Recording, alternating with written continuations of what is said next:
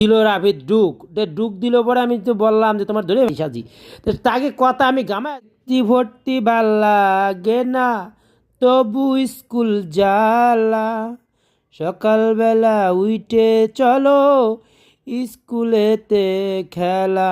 আসসালামু আলাইকুম আপা ভাইয়েরা, কেমন আছেন? তা ঘটনা হয়েছে আজ কিন্তু এক নতুন ঘটনা।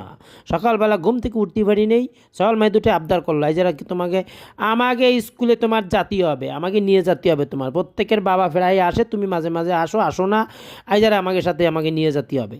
যাক, তাকে আবদার অনুযায়ী আমি তাকে নিয়ে স্কুলে চললাম। সকালবেলা উঠে গেলাম স্কুলে, যাই তাকে ক্লাসরুমে ঢুকিয়ে দিয়ে আমি তো বাইরে দাঁড়ায় রয়েছি।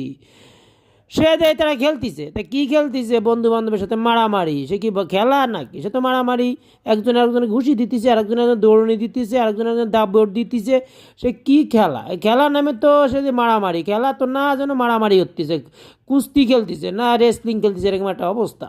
তারপরে বাইরে পরে ম্যাডাম বললো যে ভিতরে মারামারি করে না, তোমরা বাইরে আসো। তা বাইরে আসলো, আমি তো বাইরে দাঁড়ায় রয়েছি। হঠাৎ তারা খেলাধুলো বাইরে শুরু করলো। তখন সে ম্যাডাম আমাকে বললো যে আপনি এনাদের নিয়ে খেলেন, তাদের সাথে একটু খেলায় অংশগ্রহণ করেন, তা একটু খেলাধুলা শিখান। তা দেখতেছি তারা খেলাধুলা শুরু করেছে। কী খেলা জিজ্ঞেস করলাম, বলে যে একটা গোল্লা শুট খেলতেছি। তা আমিও চিন্তা করলাম তাদের সাথে একটু শিখিয়ে আমি দিই, তাই গোল্লা শুট কেমন খেলা। তো দেখলাম যে সল মেয়ের আলাদা হয়ে গেল, সলগুলো সে ঘরের পক্ষে আর তারা এগুলো বিপক্ষে দিল। তাই যারা খেলতেছে তাই আমারে বললো যে তাকে একটু ঠিক করে দাঁড় দর করায় দেন। তা আমি হেল্প করতেছি, নিজে একটু খেলার একটা চিন্তা ভাবনা করতেছি, তাকে সাথে একটু খেলা যায় কিনা। তো এই যে খেলা দৌড় দিয়ে তারা মেয়েরা বলে যে না, এই বুড়ো বুড়ো, এই যে আমার ছোটোদের সাথে বড় মানুষ এই খেলা যাবে না, আপনি বাদ। তাই আমি সে বাদ হয়ে যাচ্ছি, আবার মনে মনে বলতে ঠিক আছে, আমি তো খেলা পরিচালনা করি, আমি রেফারি সাজি। তো তাকে কথা আমি গামায় যাচ্ছি, মানে কোনোভাবে তাকে বশ করতে পারতেছি না। তাই আমি বললাম যে ঠিক আছে, তুমি গোল্লা শুট বাদ দাও, তুমি অন্য একটা খেলা খেলে। তাই কী খেলবো?